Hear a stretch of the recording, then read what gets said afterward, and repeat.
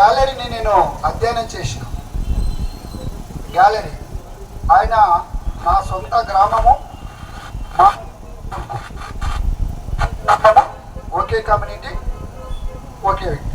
అయితే ఇప్పుడు నేను ఏం మాట్లాడదలుచుకోవాలంటే, ఏదైతే ఈ కార్యక్రమమును ఏకతాటిగా తీసుకురావడానికి ఆయన ప్రతి గ్రామంలో అంబేద్కర్ ట్యాచ్ దగ్గర పాంప్లెట్లు, ఆ బ్యానర్ను పట్టుకొని పబ్లిక్గా ప్రజల్లోకి మారుమూల గ్రామాలకు పంపించేటట్లు చేయడం జరిగింది. ఇదే దాంట్లోనే అంబేద్కర్ జాతర మరియు ఆల్ ఇండియా అంబేద్కర్ సంఘం తరపున కూడా చేయడం జరిగింది. అయితే ఇంకా ప్రకాష్కి నేను ఒకటి చెప్పాలి. మన రాజ్యాంగంలో కూడా ఉన్నది, మహిళలకు ప్రాధాన్యత ఇవ్వాలి. మన అన్న అడ్వకేట్ గారు కూడా ఉన్నారు, ఆ నాగరెడ్డి అన్న గారికి జట్టు నుంచే ఉన్నారు.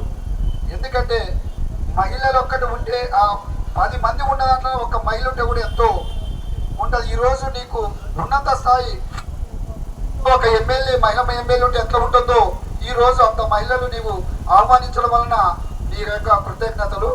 ముఖ్య ఉద్దేశం అంటే, ఏదైతే ప్రకాష్ తలపెట్టిన దానికి కొన్ని అడ్డంకులు కూడా రావడం జరిగింది.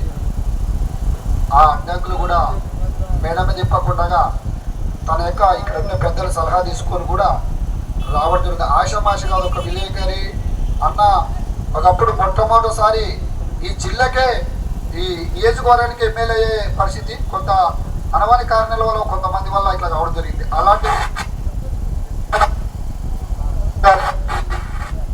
కానీ ఉంటారు కదా.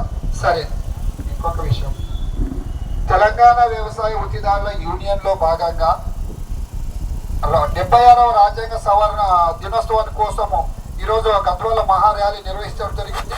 ఈ ర్యాలీకి వచ్చిన ప్రతి ఒక్కరికి నా యొక్క నమస్కారములు.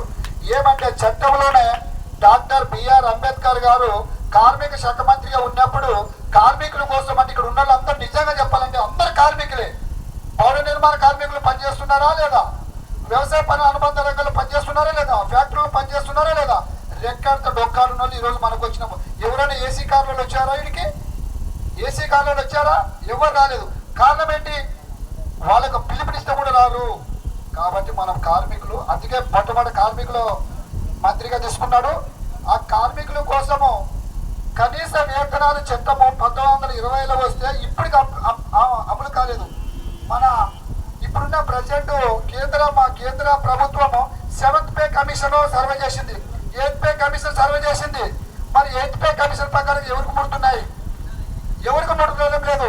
అది రాసింది ఎవరో రాజ్యాంగంలో ఉన్నది, ఆర్టికల్ 14, 15లో ఉన్నది. కారణం ఏంటంటే, ఇప్పుడు కూడా పేదలను పైకి తీసుకురావాలి అంటే, ఇక్కడున్న ప్రకాష్ కూడా పేదవాళ్ళే కదా, పైకి తీసుకురావాలంటే మా ఆటలు సాగవు, మా పద్ధతులు సాగవు.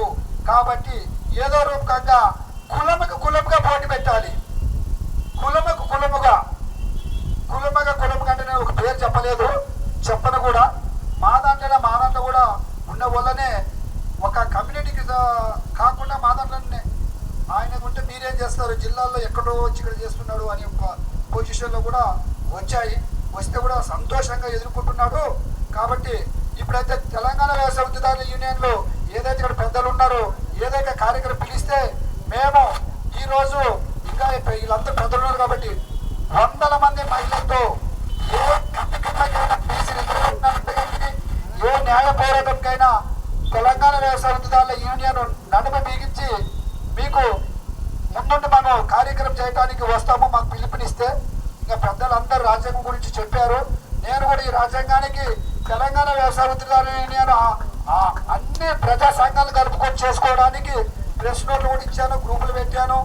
మేము ఎప్పుడైతే ప్రతి దానికి కూలీల పక్షాన పోరాడుతూ చేసుకుంటున్నాము. ఇప్పుడే మా మిత్రులు 5 డిమాండ్లు చెప్పారు. కాబట్టి సమయం ఆతాన్నమైనది. నాకు ఈ అవకాశం ఇచ్చిన పెద్దలకు ప్రతి ఒక్కరి యొక్క నా యొక్క నమస్కారములు.